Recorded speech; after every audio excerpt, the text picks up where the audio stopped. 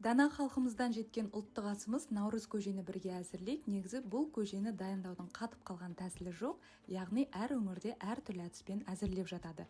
Ең алдымен қазанымызды көтеріп, қысқы соғымнан қалған сүрленген ет болса тіптен жақсы, етімізді асатын боламыз және де дәнді дақылдарымызды дайындаймыз.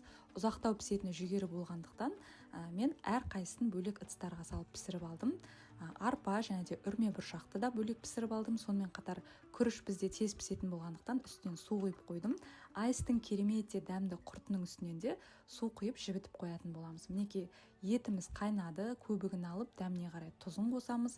Мінекей дәнді дақылдарымызды да жұмсарғанша пісіріп аламыз. Мінекей етіміз толықтай піскеннен кейін сүзіп алып, енді жартылай піскен дәнді дақылдарымызды салып шығамыз. Жүгері, арпа, үрме бұршақ, күріш және де тарыны салдым.